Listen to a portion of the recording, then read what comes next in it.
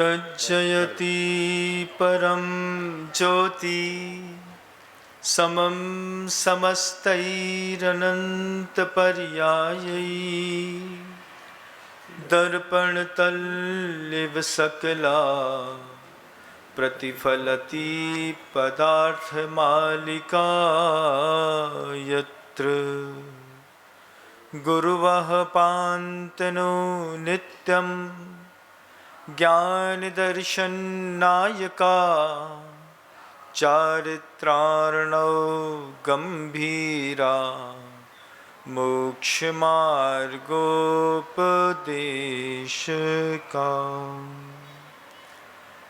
अहिंसा परमो धर्म की।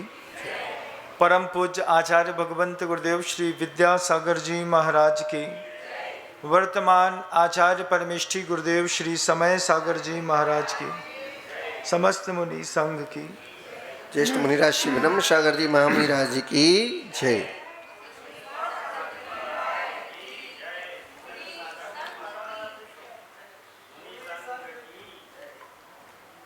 संसार में कोई भी वस्तु है वो किसी के लिए दुख का निमित्त बनती है और किसी के लिए सुख का। बारिश का मौसम खेती करने वाले किसान के लिए सुख का निमित्त बनता है और मटका बेचने वाले कुम्हार के लिए दुख का। वस्तु एक ही रहती है, अभिप्राय अलग अलग होने के कारण आदमी में सुख और दुख की उत्पत्ति होती है। जो व्यक्ति मंदिर जाता है, पूजा करता है, अभिषेक करता है, उसके दुख को संभालने के लिए बहुत सारे साधन होते हैं। आप मंदिर जाते हैं, भगवान पे श्रद्धान रखते हैं, विश्वास रखते हैं, आपके जीवन में दुख आया तो ज्ञानी व्यक्ति के जीवन का दुख जो है वो भक्ति हर लेती है। स्तोत्र पाठ मिल जाएंगे, वैराग्य की भावना मिल जाएगी, आपको 16 कारण भावनाओं का पाठ मिल जाएगा, पूजा मिल जाएगा, कोई अच्छा प्रथमा नियोग का उद्बोधन मिल जाएगा और सम्यक दृष्टि जीव का दुख। इस तरीके से ये मंदिर, पूजा, तीर्थ यात्रा, वंदना, स्तोत्र पाठ, मंत्र जाप, ये दुख हर लेते हैं। जब बहुत गहरा दुख होता है तो अपने आप सम्यक दृष्टि को भगवान की और कर्म की याद आ जाती है। हे प्रभु, आपकी भक्ति कर रहा हूँ फिर भी मेरे साथ ऐसा हो रहा है, आप मेरी रक्षा करो। त्राहि माम त्राहि माम त्राहि माम शब्द कहता है।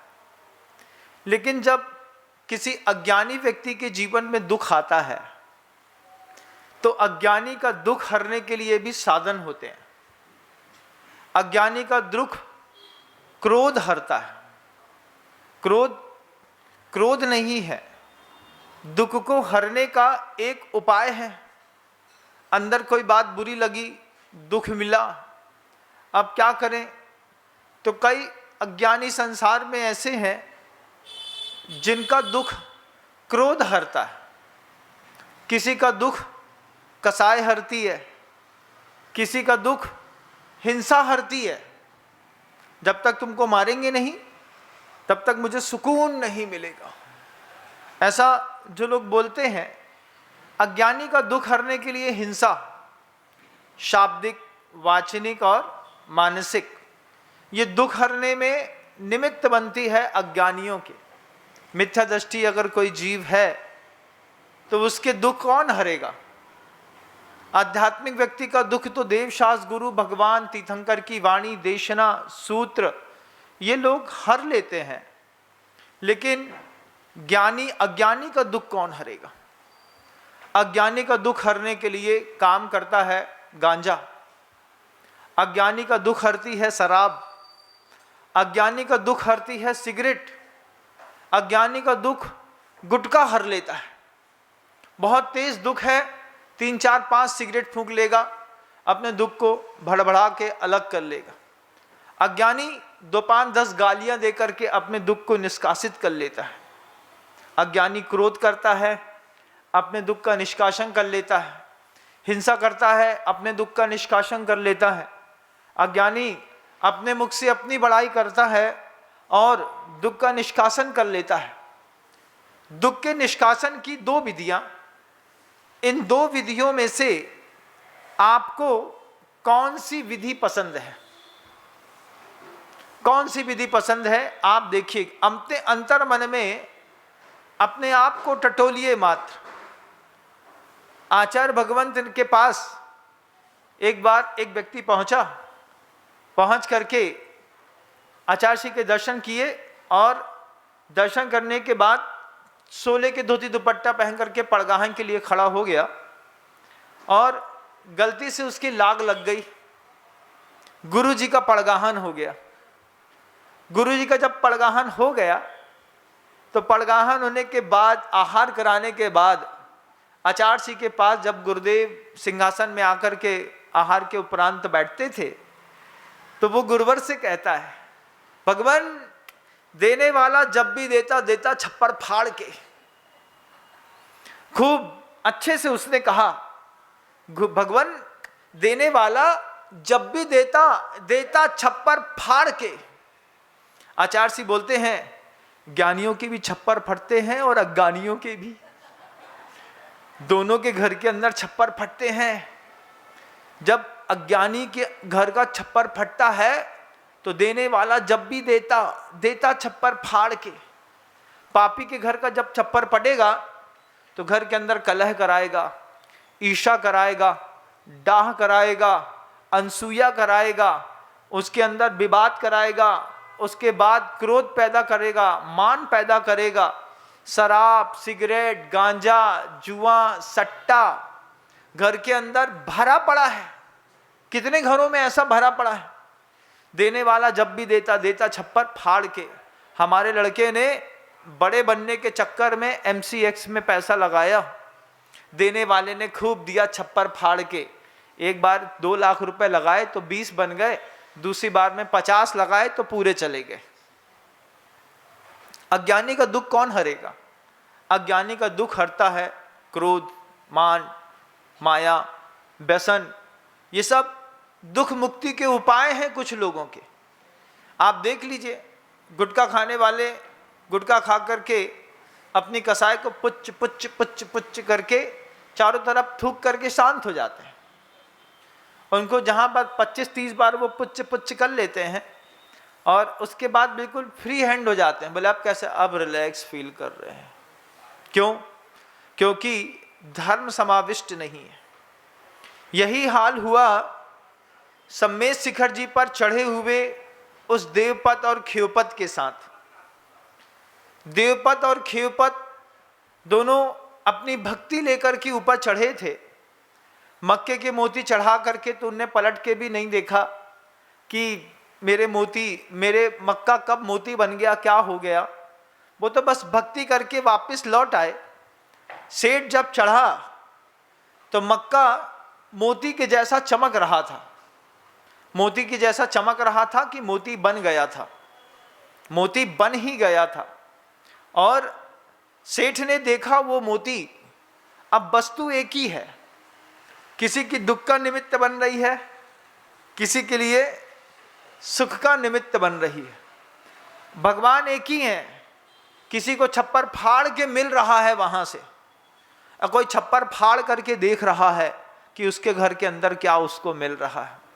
सबकी अपनी अपनी संसार में गतियां हैं ना बंधु, सब अपने आप में परेशान है। किसी को मुकम्मल जहां नहीं मिलता, कभी जमी तो कभी आसमां नहीं मिलता। ऐसा नहीं कि जहां में प्यार ना हो, जहां उम्मीद हो इसकी बस वहां नहीं मिलता बंधु। वो मोती को देख करके सेठ का मन इतना खट्टा हुआ, सेठ ने 2 दिन तक तो पता लगाया। पता लगाने के बाद सेठ जो है वो देखता है कि हमारे यहाँ के ही 2 नौकर हैं, इन 2 नौकर थे, ये 2 नौकर ऊपर जाते थे, ये मोती चढ़ा के आए। सेठ अपने दुख से उबरने के लिए हिंसा पर उतारू हो गया। सेठ को भी अज्ञान है ना, जब तक अज्ञान तिमिरान धानाम ज्ञानान जन शलाकया चक्षुरून मीलितम येन तस्मै श्री गुरुवे नमः। ये हम अपने आगम ग्रंथों में पढ़ते हैं। 2 सलाका में ज्ञान का अंजन लेकर के आंख में आंज लिया जाता है। अज्ञान तिमिरान धानाम, अज्ञान का अंधकार अगर छाया हो, कुछ न दिखाई देता हो, तो ज्ञानान जन शलाकया चक्षुरून मीलितम येन तस्मै श्री गुरुवे नमः। वे परम गुरु जिन्होंने ज्ञान रूपी अंजन लगा करके आंख का अंधकार मिटाया है, उनके चरणों में बारंबार नमस्कार करते हैं सम्यक दृष्टि लोग। जितनी बार नमस्कार की बात आएगी, सम्यक दृष्टि हाथ जुटा करके नमोस्तु कर लेगा, बोले भगवान आपकी जय हो। अब वो मोती इतना दुख का निमित्त बना कि उस दुख से मुक्ति होने के लिए वो श्रेष्ठी जो है वो हिंसा पर उतारू हो गया। हिंसा पर उतारू होकर के साथ में बधिक को ऊपर लेकर के, कसाई कितनी चरम पर होगी सोचिएगा, कि बधिक को साथ में लेकर के चढ़ा कि हम तेरी अब भक्ति देखेंगे।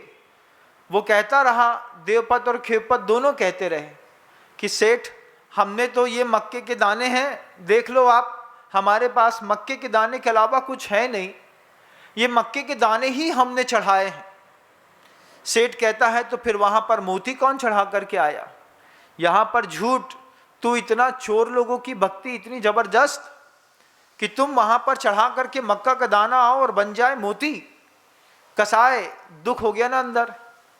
आचार्य श्री जी ने बहुत अच्छी बात कही है, जब धर्म में ईर्ष्या और स्पर्धा आ जाती है तो अहिंसक धर्म भी हिंसक हो जाता है। अब वही धर्म जहां पर स्पर्धा आ गई, उस धर्म में जहां पर आदमी के मन के अंदर ईर्ष्या का भाव हो गया, तो अहिंसक धर्म भी हिंसक हो गया। बधिक लेकर के वो श्रेष्ठी ऊपर चढ़ा। चढ़ करके चौथे दिन का संवाद है बंधुओं। चौथी वंदना हो रही थी। वंदना की शुरुआत में गौतम गणधर की टोंग पर जब सभी लोग पहुंचे, तो लोग पहुंच करके वहां पर खड़े हो गए। सूर्य प्राची से निकल रहा था, लाल लाल लाल लाल बिल्कुल ऊष्मा निकल रही थी, उससे गोला धीरे धीरे लाल हो रहा था। गौतम गणधर की टोंग थी और सिर्फ श्रेष्ठी का पूरा परिकर था। उस परिकर में वे दोनों बच्चे भी, देवपत और खेवपत, वो भी वहां पर उनको ले जाया गया। उनकी कमर पे धुले हुए मक्के के दाने बंधे थे। धुले हुए मक्के के दानों में कहाँ वो दम कि वो मोती बन जाए? मक्का मोती कैसे बन सकता? परमात्मा मक्का को मोती कैसे बना सकते हैं? अगर मंदिर का परमात्मा कुछ कर पा रहा होता तो अपने छत को ठीक नहीं कर लेता है? कर लेता कि नहीं कर लेता? तो मंदिर में कौन कमाल करता है महाराज? परमात्मा नहीं करता तो कौन करता है? मंदिर में प्रार्थना कमाल करती है। परमात्मा से ज्यादा परमात्मा के सामने की गई प्रार्थना कमाल करती है। ये बात देवपत और खेवपत दोनों को पता थी।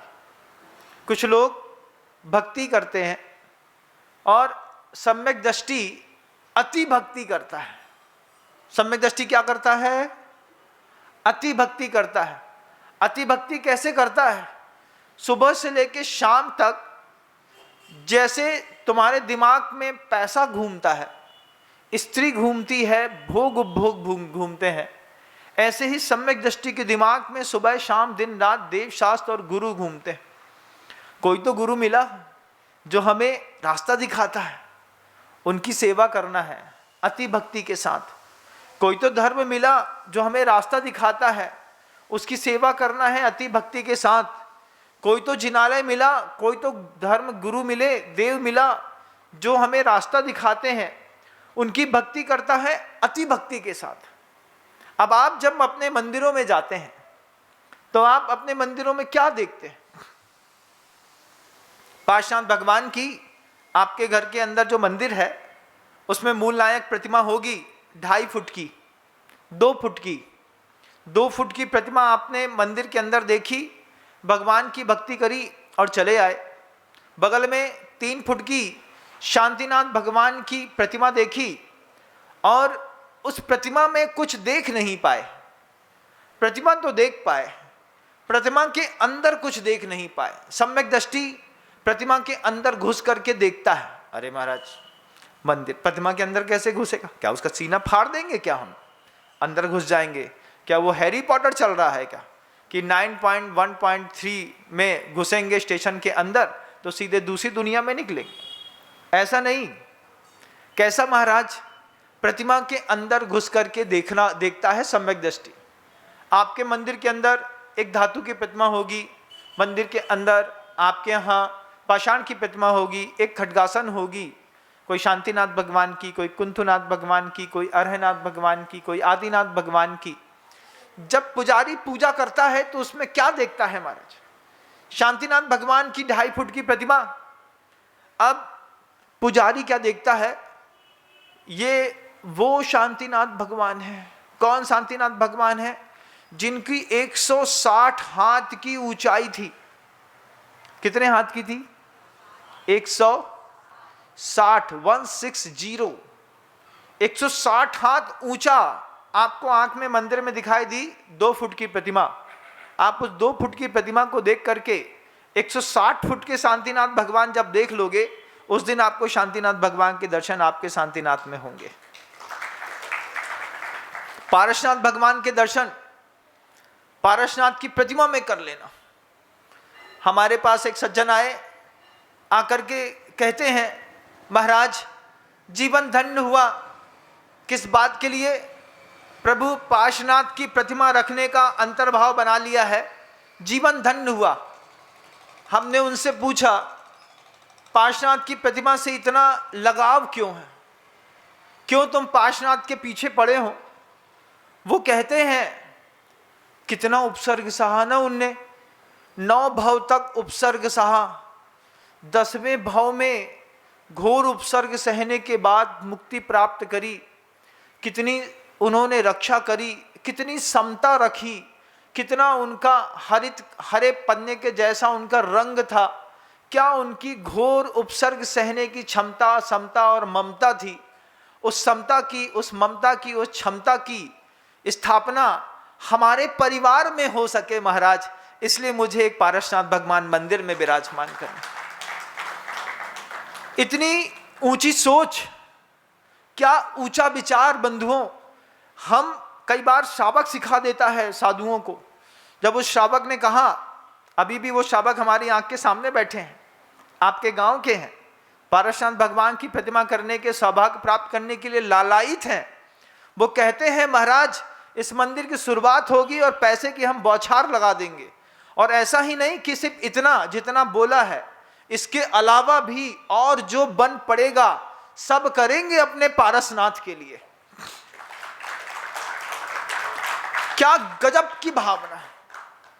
कल जब मैंने उस संवाद को सुना, छोटे भैया थे 2 नंबर के, 2 नंबर वाले भैया कह रहे थे हमसे, कितना सहा महाराज पारसनाथ भगवान ने 10 भव तक, 9 भव तक सहा। 10वें भव में भी इतना सहने के बाद जब वो वेदी पर आरूढ़ हुए, मोक्ष मार्ग पर गए, स्वर्ण भद्रकूट से मोक्ष गए। जब कभी भी सम्मेद शिखर जी जाते था तो बार बार सोचता था कि ये चरण चिन्ह जो यहाँ है ये यहाँ भी होना चाहिए। और आज आपकी कृपा हुई कि पारसनाथ भगवान का शिखर भी हमारा, वेदी भी हमारी, पारसनाथ भगवान भी हमारे। ये सौभाग्य अर्जित करके जीवन धन्य हुआ, कृत अर्थ हुआ। जीवन कैसा हुआ? जीवन में करने योग्य एक चीज थी जो हमने कर ली। ऐसी एक नहीं, कई लोग इस उज्जैन की नगरी पर भामाशाहों की लाइनें लगी हैं, चुपचाप खड़े हैं मुंह बंद करके, बोले बस काम शुरू करिए फिर हम बताते हैं मंदिर कैसे बनता है।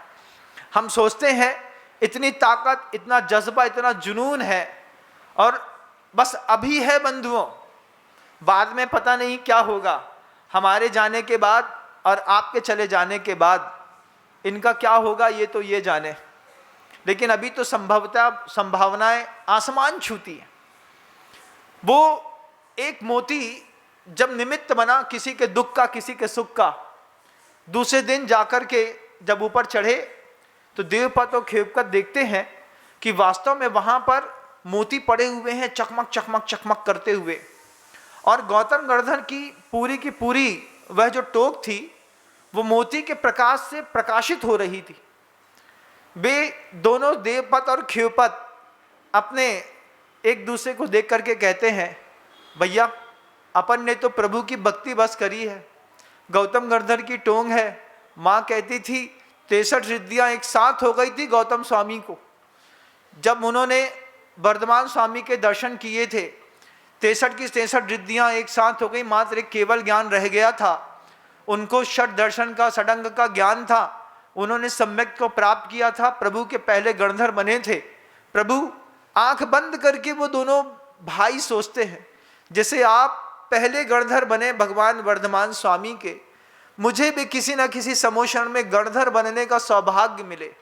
ऐसी भावना गणधर परमेष्ठी की टोक पर गणधर के दर्शन करते वक्त आपने कभी, भाई महाराज हमें तो फुर्सत ही न आती, हमें तो जल्दी से कुंथु दिख रहे थे, कुंथुनाथ के बाद मुनि सुब्रत दिख रहे थे, मुनि सुब्रत के बाद कोई और दिख रहे थे, हम दौड़ में लगे रहे और वो दौड़ से निकलने में लगे रहे। सम्मेद शिखर जी में जाने के बाद क्या दौड़ में लगना, पहुंच गए भगवान के पास। अब पूरा दिन पड़ा है हमारे पास, शाम के 4-5 बजे तक, जब तक सूर्यास्त नहीं होता तब तक अच्छे से जी तो लो एक दिन सौदर पूरा सम्मेद शिखर। वे दोनों भाई भक्ति नहीं, अति भक्ति के साथ गौतम गर्दर के स्वरूप का चिंतन करते हुए गौतम गर्दर की टोक में ओम नमः सिद्धेभ्या, ओम नमः सिद्धेभ्या एक दूसरे को देख करके बोलते हैं, भाई हो सकता है ये अपना अंतिम अर्घ हो, इस अर्घ के बाद मैं तुम्हें और तुम मुझे ना देख पाओ, अगली पर्याय में अगर मैं भटक जाऊं तो मुझे संबोधने के लिए जरूर आना। बड़े भाई ने छोटे भाई से ये बात कही। छोटा भाई बड़े भाई से कहता है, भाई धर्म पर श्रद्धा रख। जब अपने पास मक्का थे, अपन ने जिस भक्ति के साथ मक्के कल चढ़ाए थे, उसी भक्ति के साथ बिना किसी खौफ के, बिना किसी डर के, निशंकी निकंखीय निब्दिगिंछा अमूढ़ दिठीय उपगुहन थिदिकरणन बत्थल पहावड़ा छेदी। सम्यक दृष्टि की 8 आंखें होती हैं। सम्यक दृष्टि 8 आंखों से दुनिया देखता है, निशंकित रहता है, निकांक्षित रहता है, किसी से घृणा नहीं करता, उपगुहन स्थितिकरण वात्सल्य और प्रभावना में अपनी जान लगा देता है। वे दोनों के दोनों भक्त, दोनों के दोनों भाई। बड़ा छोटे से कहता है, अगर मैं भटक जाऊं तो तू मुझे संबोधन देने के लिए आना। ये आज मक्के की मोती की परीक्षा सबके सामने हो रही थी।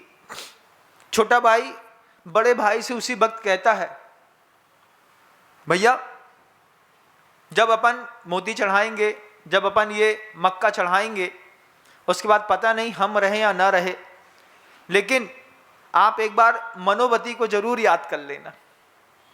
मनोवती को छोटा भाई बड़े भाई से कहता है, एक बार मनोवती को याद कर लेना, जिसने गजमोती चढ़ा करके भगवान की पूजा का नियम लिया था ना।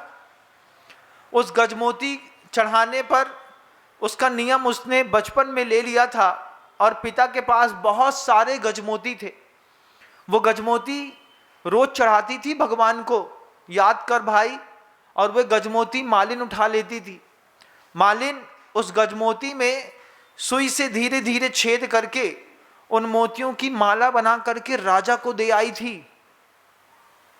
मालिन ने जब सबसे छोटी राजकुमारी को गजमोती की पहली माला दी, तो दूसरी जो रानियां थीं वो उस गजमोती की माला को देख करके राजा से रुष्ट हो गईं।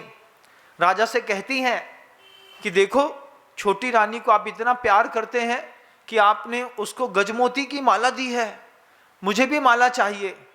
राजा के पास गजमोती नहीं था और नगर के श्रेष्ठी के पास गजमोती था। श्रेष्ठी ने रानी से पूछा, कहाँ से गजमोती लाई? मालिन ने ला करके दी। मालिन से पूछा, तुम कहाँ से लाई? मनोबत्ती चढ़ा करके जाती है रोज। मनोबत्ती से पूछा तुम कहाँ से लाई?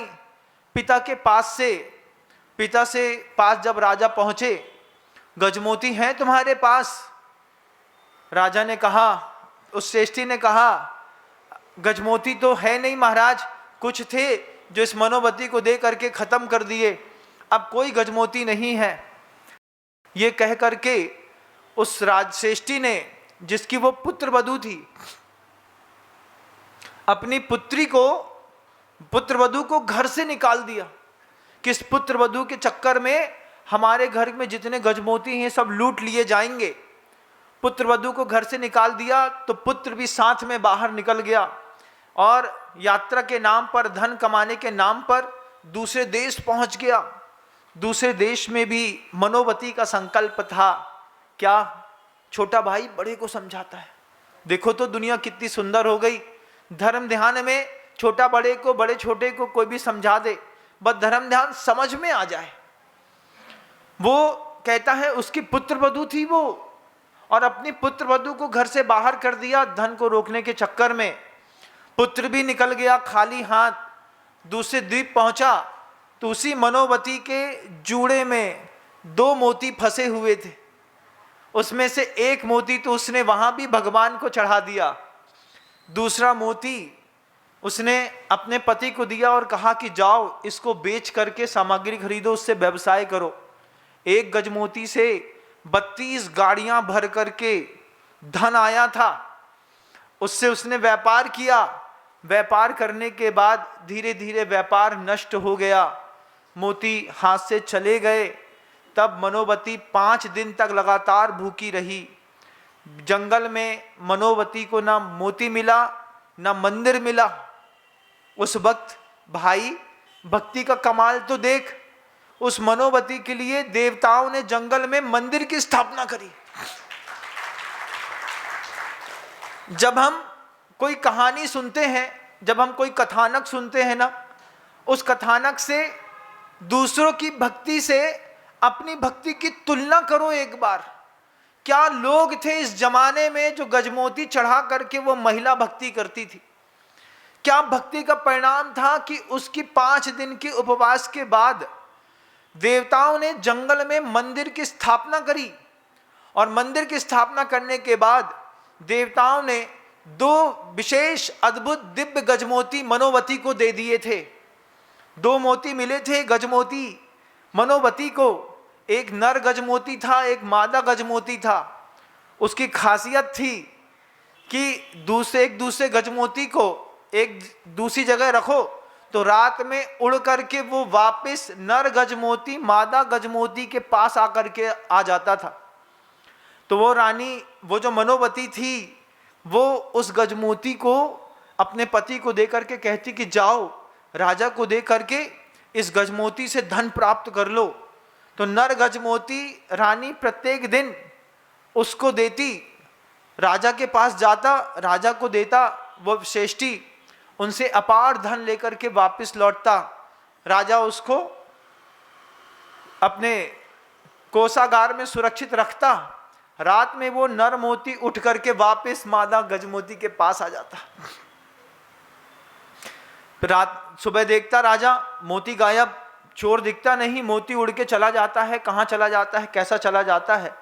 कई दिनों तक उपक्रम चलने के बाद जब राजा असमंजस में था, तब वह मनोवती खुद जाकर के राजा से कहती है कि राजन, ये सामान्य गजमोती नहीं है, देवो पुनीत गजमोती हैं जो मुझे प्रभु की पूजन करने के लिए दिए गए थे।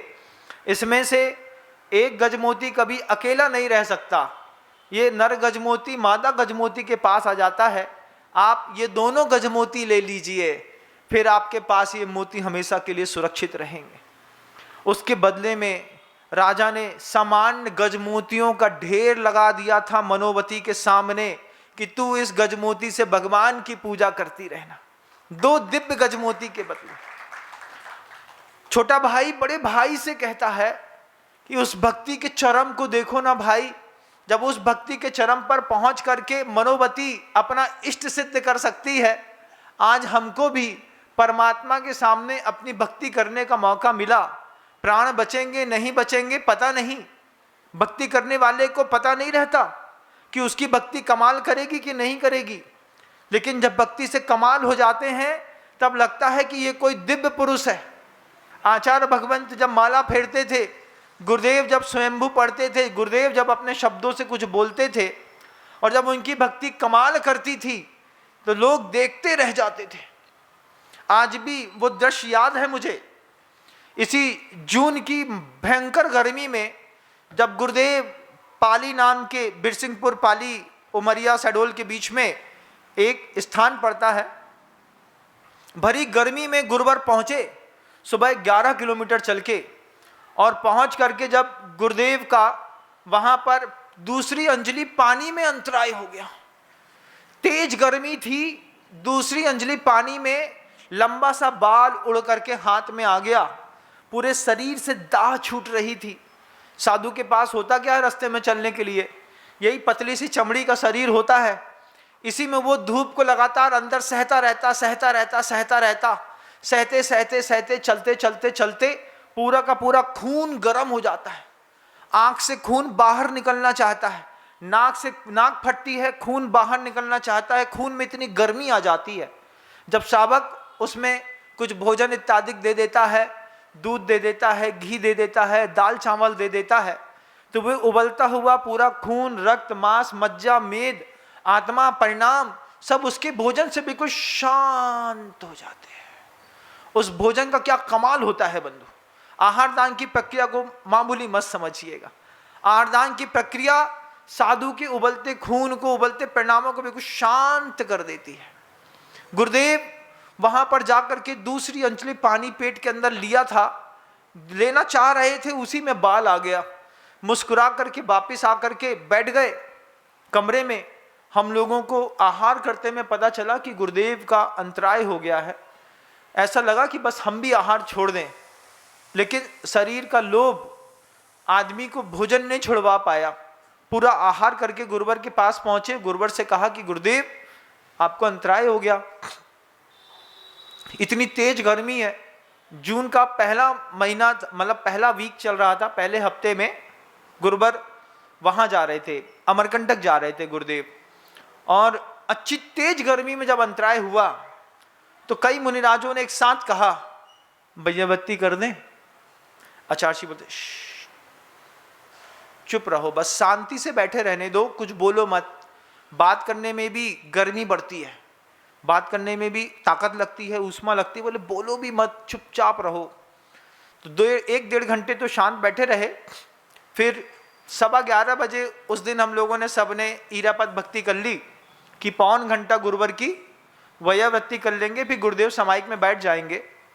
आचार्य जी से बोला सभी ने मिल करके कि गुरुदेव पैर में मथा हुआ घी है, थोड़ा सा आपके पैर में लगा देते, सिर में थोड़ा सा खस चंदन के साथ शुद्ध घी लगा देते, आपको थोड़ा सा आराम मिलता, थोड़ा रीढ़ की हड्डी में भी लगा देते तो आप अनुकंपा कर दें। बोलना पड़ता था गुरुवर आपकी वैयावृत्ति करने का लाभ लेना चाहते हैं, आपकी कृपा हो तो। ऐसे प्रार्थना करनी पड़ती थी शब्दों से कह करके गुरुवर से, फिर उनका भाव होता था तो देते थे, लाभ देते थे। गुरुदेव ने कहा क्या चाहते हो?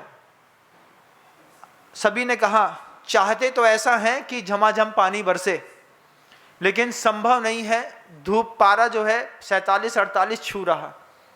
आचार्य जी बोलते हैं विशाल तुम क्या चाहते हो? विशाल सागर जी ने कहा कि महाराज आपके पैर में घी लगाना चाहता है।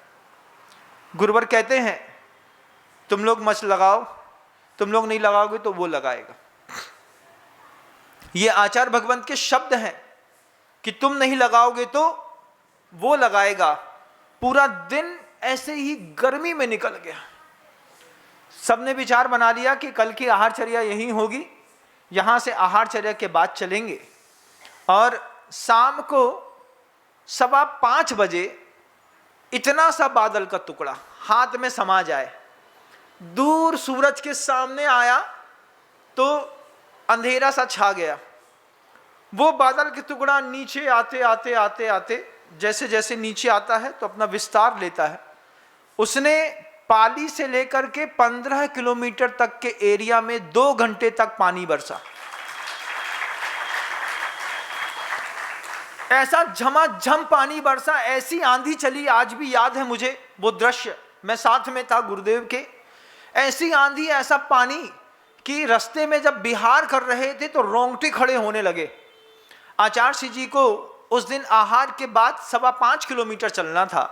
गुरुवर बरसते पानी में 9 किलोमीटर खाली पेट चल करके शाम को एक झोपड़ी में पहुंचे, और पहुंच करके शाम को जब भैया बत्ती गुरुवर की कर रहे थे हम लोग, तब गुरुदेव फिर कहते हैं, कहा था ना तुम लोग मत करो तो वो करेगा, करी ना उसने भैया बत्ती। जब ऐसे शब्द गुरुवर के शाम को सुने, तब लगा कि देवा वितस्य पड़मंती जस धम्मे सयामणो, जिसका मन धर्म में, आत्मा धर्म में लगी है, देवता भी उसको प्रणाम करते हैं।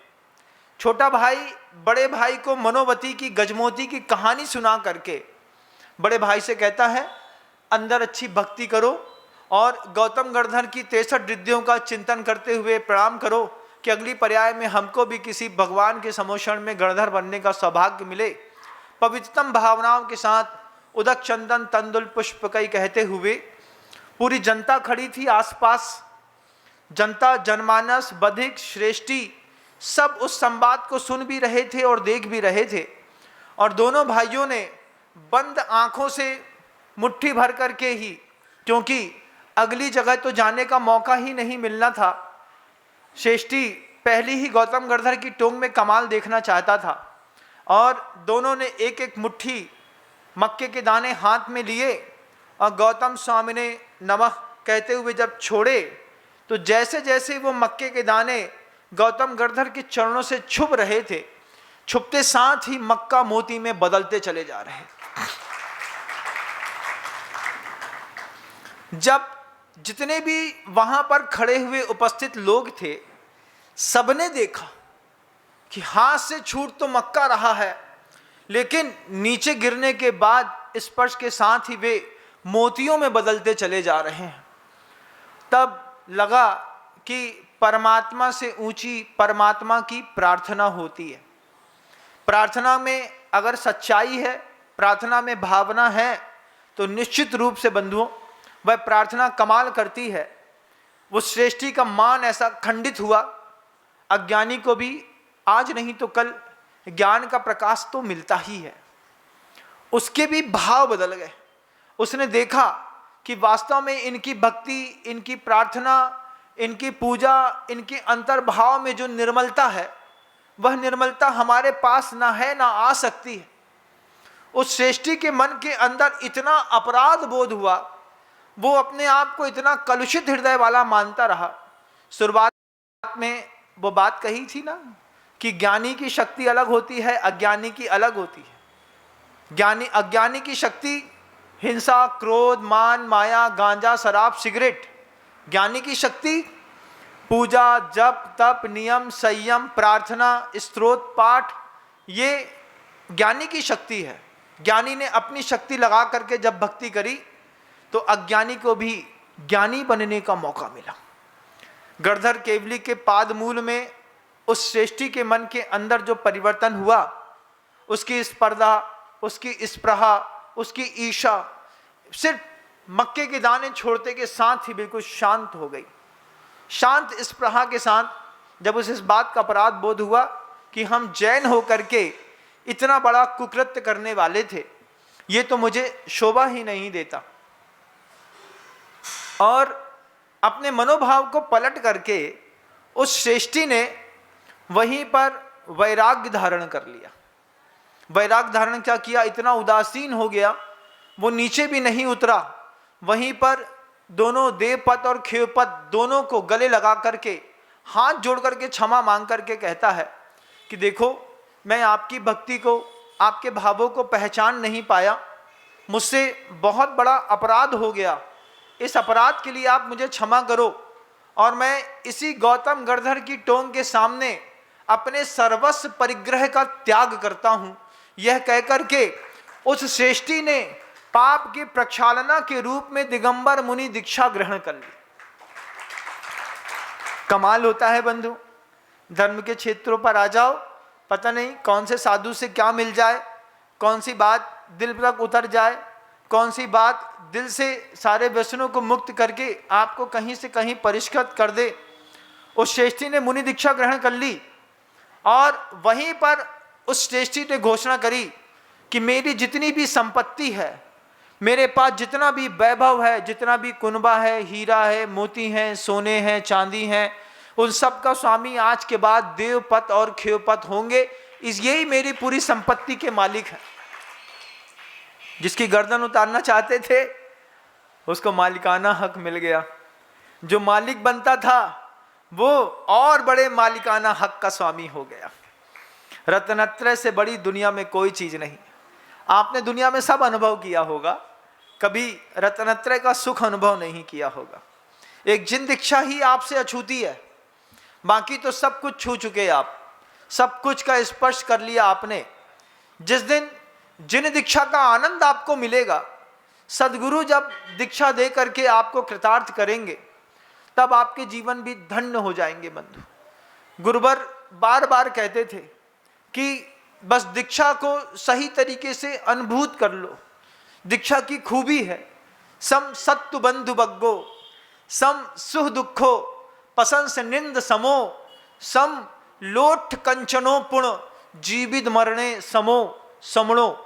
ये सूत्र वाक श्रमणों के लिए दिया कि हर चीज में सम सत्तु बंधु बग्गो, शत्रु और बंधु वर्ग में समता हो, सहोदर और बैरी जिसको एक जैसे दिखते हो, लोभ में और निंदा में, जीवन में, मरण में जिनकी समानता का भाव रहता हो, एक बार जीवन में अनुभव करके देखिएगा। मैं आप सभी महानुभावों से कहता हूं कि आयु के अंतिम 2-5 साल में भी मुनि बन करके देखिएगा। अंतिम 70 साल की उम्र हो गई ना, बची कितनी है? कब्र में तो पैर लटक ही गया। आज नहीं तो कल उतर जाओगे, फोटो में टंग जाएगी माला गुलाब की बेहतरीन। हमारे दादाजी थे, चले गए। कैसे चले गए? अरे कछु नहीं, हॉस्पिटल ही में चले गए। एक बार हुआ और दूसरी बार ऐसा भी नहीं हुआ, ऐसे ही में सांस रुक गई। चले तो जाओगे ना 70 साल की उम्र होने पर, 65 साल की उम्र होने पर। जिंदगी में जब इंद्रियां काम ही नहीं कर रही तो घर में क्यों जिंदगी तमाम कर रहे हैं? बाहर निकलो। कहाँ निकले महाराज, आप तो दीक्षा देते नहीं, निश्चित बात है। और आचार्य सी के संग में मिलती नहीं, ये भी निश्चित बात है। कहाँ जाएं? जाओ ना, दक्षिण का एक और नवोदित तारा है। दक्षिण में आचार्य वर्धमान सागर जी महाराज हैं, जो पवित्रतम चर्या के साथ वृद्धों को भी दीक्षित करके उनको मोक्ष मार्ग खोलते हैं। जाइए वहां पर आपको छोटे विद्यासागर जी महाराज मिलेंगे। वहां पर आपको आचार्य वर्धमान सागर जी महाराज श्री जी का दक्षिण वालों का संग मिलेगा। आचार्य श्री जी की जैसी भावना थी, उस भावना के हिसाब से अक्षर सह मूलाचार का पालन करते हुए एक वह भी ऐसा अनुपम और पवित्र संघ है जो मूलाचार का निर्दोष पालन करते हुए अपना धर्मदान करता है, दूसरों को कराने के लिए प्रेरणा देता है। वहां पर वृद्धों को भी दीक्षा दी जाती है। वहां पर जाकर के भी अपना आत्म कल्याण तो आप बहुत अच्छे से कर सकते हैं। लेकिन जिंदगी के उतार में 2-5 साल भी सही, लेकिन मुनि जरूर बनिएगा। आपको लगेगा कि जिंदगी के 70 साल बर्बाद कर दिए। गृहस्थी में जो सुख मिलता है ना, वो तो बस वैसा है कि जैसे कोई सुअर नाली में बैठ करके उसकी ठंडक लेकर के उसका मजा ले रहा। देखा है, 150-200 किलो के होते हैं। सुअर से एक बार संवाद हुआ, इंद्राया ऊपर से देख रहा था कि ये सुअर नाली में लौटता है। सुअर से बोला, चलो तुमको स्वर्ग लेके चलते हैं। सुअर बोलता, स्वर्ग? वहां क्या होता है? अरे तुम यहां पर मैला खाते हो, तुम यहाँ पर मल खाते हो, तुम नाली के अंदर घुसे रहते हो, यहाँ पर तुम्हें बदबू आती होगी, यहाँ पे नाली का पानी है, कचरा है, मैला है। वहां पर सब साफ सुथरी जिंदगी है, अच्छा अमृतमय भोजन मिलेगा, अच्छे पकवान मिलेंगे, कल्प वृक्ष मिलेगा, वहां पर सारी सुविधाएं मिलेगी, दिव्य शरीर मिलेगा, सब मिलेगा। तो उठ, वहां से वहां चल। सुअर कहता है, वहां पर नाली मिलेगी कि नहीं मिलेगी? वहां पर नाली? अरे स्वर्ग में नाली का क्या काम? सुअर कहता है, जब स्वर्ग में नाली नहीं मिलेगी तो हमको स्वर्ग में भी नहीं जाना है, हम इस नाली में खुश हैं। आप भी अपने परिवार की बनाई गई चार दीवारी में खुश हो गए बंधुओं। वही घर है ना जिसमें लकड़ी के दरवाजे को नीचे से घूस खोद करके छेद कर गई थी। तुम्हारे माता पिता आज तक उस छेद में एक ठेपी तक तो लगा नहीं पाए, बाथरूम का दरवाजा नहीं सुधरवा पाए, तुम अपने घर का थोड़ा सा किवाड़ नहीं सुधर पाए, सीढ़ी टूट गई थी उसको नहीं सुधरवा पाए। ऐसे मरे से टूटे पिंजड़े में जिंदगी गुजार दी तुमने। आयु के अंतिम समय में प्रयास करिएगा 2-5 साल भी अगर मुनि बन करके किसी संघ में, अच्छे श्रमण संघ में जी गए तो मजा आ जाएगा। आपको लगेगा कि काश मैंने जिंदगी के 22 साल की उम्र में दीक्षा ली होती तो आज मेरी जिंदगी का 70 साल मुनि बन करके निकल गया होता। कोई भी साधु होते हैं वो अपने चेहरे से कभी आपको उदासीन नहीं लगेंगे, कभी उत्साहहीन नहीं लगेंगे। उदासीन तो दिख सकते हैं, उदासीनता साधु का श्रृंगार है कि 5 इंद्रिय के विषय के प्रति उनकी दूर दृष्टि रहती है, दूर से छोड़ देते हैं। लेकिन चेहरे का उत्साह देखकर के आपको लगता होगा ना, इन साधु को तो जिंदगी जीने में बहुत रस आता है। अगर रस नहीं आ रहा होता तो इतनी कठोर चर्या जी करके ये कैसे आनंदित रहते। साधु जीवन का आनंद सिर्फ साधु बन करके मिल सकता है। साधु की बात सुन करके, मूलाचार पढ़ करके तुम साधु नहीं बन सकते। पहले साधु का रूप धारण करो, फिर मूलाचार को समझो, फिर तुम्हें आनंद आएगा कि साधु किस चीज का नाम है। लेकिन तुम्हें तो अपनी नाली में लोरवे से फुर्सत नहीं। हम इतनी लोरेंगे महाराज, अच्छा लगता है, बढ़िया ठंडा ठंडा पानी मिलता है, गद्दे जैसे मैला कुचैला मिलता है, रोज सुबह धोते हैं, शाम धोते हैं, फिर सुबह फिर शाम, फिर अंदर मुंह मारते हैं, फिर उसको खाते हैं, फिर खुश रहते हैं, फिर खर्राटे मार गए, अच्छा लंबा चौड़ा, रात भर खर खुर। सुबह हुई नहीं कि फिर वही नाली दिखाई देती है, उसी में झूम जाते हैं। निकलो, जिंदगी जी ली ना नाली में पूरी जिंदगी भर, अंतिम समय में निकलो बाहर। 5 साल के लिए बाहर निकलो, 70 साल के बाद निकलो, लेकिन निकलो। निकल करके अच्छे साधुओं के संग में जा करके साधना को एक बार पास से महसूस करो, उसका जीवन जियो। तुम्हारे जीवन के दिन बदल जाएंगे। अंतिम समय में जब तुम्हारी संलेखना होगी तुम्हें लगेगा पायो जी मैंने राम रतन धन पायो। बहुत सारे तीर्थंकरों ने यही किया। पहले गृहस्थी बसाई है, गृहस्थी बसाने के बाद संतान की उत्पत्ति की है, राज का सुख भोगा है। उसके बाद रात अंत में बिल्कुल लास्ट में तीर्थंकरत्व को ग्रहण किया है, उन्होंने साधना करी है और अपनी समाधि करके अनंत की यात्रा पर निकल गए। आप सबको भी कहना चाहता हूँ, निकलना, आज नहीं निकलना, कभी निकलना, लेकिन इतना मत संकल्प करो कि किसी ना किसी संघ में जाकर के मैं अंतिम समय में 2-5 साल मुनि पने का अनुभव ले सकूं, अपने मुख से प्रतिक्रमण कर सकूं, अपने हाथ से केशलोच कर सकूं, अपने पैरों से खड़े होकर के निर्दोष आहार चर्या करके सामायिक कर सकूं। इसका सुख सिर्फ 5 साल भी भोगा तो आनंद आ जाएगा। वो श्रेष्ठी वहां पर चढ़ा कुछ सोच करके और वहीं पर उसे वैराग्य हो गया। मुनि दीक्षा ले ली उसने। देवपत और खेपत गृहस्थी जीवन में माता पिता भी थे, उनको संकल्प विकल्प भी था। उसने वहीं पर अपनी तलवार उसको दी, देवपत और खेपत को पूरा वैभव उसको सौंपा। आया था देवपत और खेपत का जीव, अपने घर से निकला था सम्मेद शिखर जी के लिए, तो नौकर बन करके निकला था। सम्मेद शिखर जी की भाव वंदना करने के बाद शुरुआत हुई एक नए सेठ की।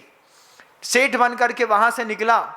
जब वह सम्मेद शिखर जी की पूरी यात्रा समाप्त हुई, मुनिराज तो वहीं पर ध्यानस्थ हो गए, वहीं पर तपस्या में लीन हो गए। पूरा का पूरा कुनबा उनको छोड़ करके वापिस अपने संसार की ओर लौटा।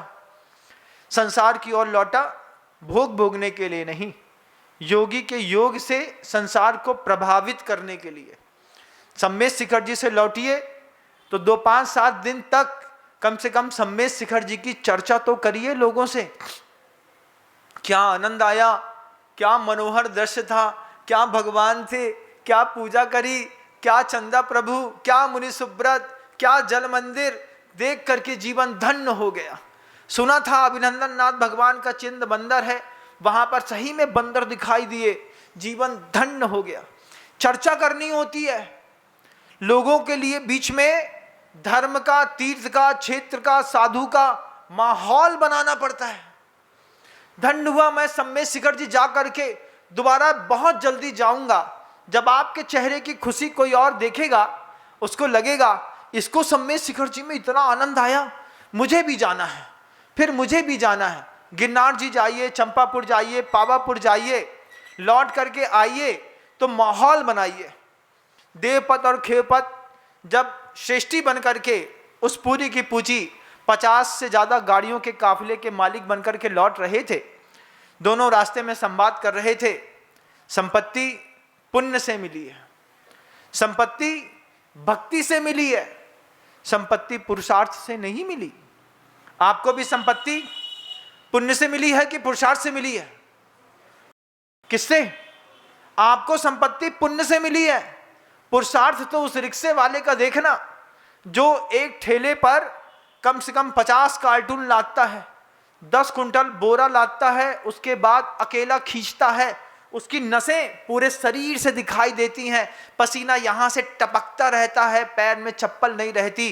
पुरुषार्थ तो वो करता है, सुबह से लेकर शाम तक नमक की गाड़ी उतारता है, गर्मी के दिनों में पसीने के साथ नमक शरीर में मिल करके पूरे शरीर को छलनी कर देता है। उसके बाद भी पेट की भूख, दिमाग की भूख के कारण 4-4 गाड़ियां अपनी पीठ पर उतारता है, हाथ में 200-500 रुपए आते हैं। पुरुषार्थ तो उसको कहते हैं। तुम काहे का पुरुषार्थ करते हो घर के अंदर, दुकान के अंदर बैठ करके? तुम तो अपने पुण्य की खा रहे हो। फोन उठा दिया, हाँ 70 बोरा माल 90 के रेट से लगा देना, 90 के रेट से लगाया, माधोगंज माधोदास का देना 10 बोरा, फलाने चंद का देना 20 बोरा, फलाने चंद का देना 100 बोरा। फोन पर गद्दी पर बैठे बैठे कूलर की हवा खा करके पुरुषार्थ कहाँ होता? पुरुषार्थ तो रिक्शा वाले करते। हाँ सिलाई सुन, 500 रुपये आया, दिन भर का खर्चा नहीं निकला, कल सुबह फिर पीठ को छलनी करना है, फिर पीठ में नमक का बोरी लादनी है, उतारनी है, मेहनत करनी है। पुरुषार्थी जीव तो वो है बंधुओं, अपन तो पुण्यात्मा लोग हैं। पुण्य है गजब का। कैसा गजब का पुण्य है? माँ बहनों का पुण्य देखिए ना, घर के अंदर पंखा है, कूलर है, मिक्सी है, फ्रिज है, हीटर है, सारी सुविधाएं हैं, किसी चीज की कमी नहीं है। पुरुषार्थ से गृहस्थी बसाई कि पुण्य से? पुण्य से। आप सबके पास जो भी है ना, जो गौर से मेरा प्रवचन सुन रहे हैं, वे पुण्यात्मा है। पुरुषार्थी प्रवचन नहीं सुन पाते। पुरुषार्थी सुबह 8:15 बजे रोड पर निकल जाते हैं ठेला लेकर के, रात में आकर के पत्नी से बोलते हैं आज बिक्री नहीं हुई। कई परिवार ऐसे भी होते हैं ना, दिन भर मेहनत करते हैं, रात को बोलते बोनी नहीं हुई भैया, आज तो 2 रुपए का सामान नहीं बिका, पड़ोसी का बिकता रहा। तुम सब पुण्यात्मा हो। पुरुषार्थियों को रोड पे देखना, स्टेशन पे देखना, जब चलती ट्रेन पर वो दौड़ते हुए कहता ले लो साहब, एक ले लो साहब, एक ले लो साहब। वो जब वो पुरुषार्थ है, तुम्हारा काहे का पुरुषार्थ है? हम तो पुण्यात्मा लोग हैं। आचार्य जी कहते हैं पुण्य से मिला है। वो देवपथ खेवपथ से कहता है ये संपत्ति पुरुषार्थ से नहीं मिली, पुण्य से मिली है। पुण्य से मिली है तो पुण्य में लगानी है, इस बात का ध्यान रखना। पुरुषार्थ से मिली संपत्ति कहीं भी लगा देते, लेकिन ये संपत्ति आपको आपके पुण्य से मिली है। आचार्य भगवंत कहते हैं कि दुनिया में जब किसी पुण्यवान को देखना तो देखना कि ये सिर्फ पुण्यवान है कि गुणवान भी है। आप किसके साथ रहते हैं एक बार चेक करो, अपने परिवार में चेक करो, तुम किसके साथ रहते हो? पुण्यवान के साथ तुम्हारा पति गुणवान भी है कि नहीं? पुण्यवान के साथ तुम्हारी पत्नी गुणवान है कि नहीं?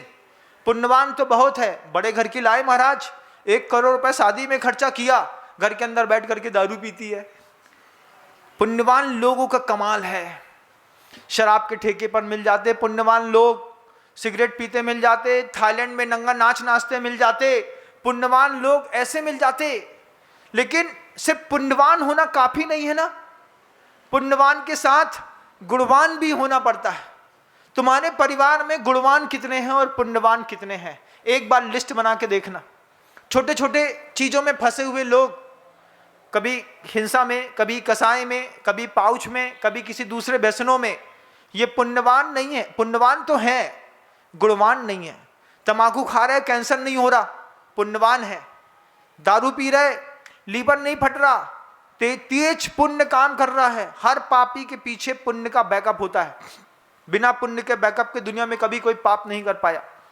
जो लोग धर्मात्मा होते हैं वे तनक से पाप करें तो तुरंत पकड़ जाते। भूसा की चोरी करो, पकड़ जाओगे। क्यों? संसार से वैराग्य होना है।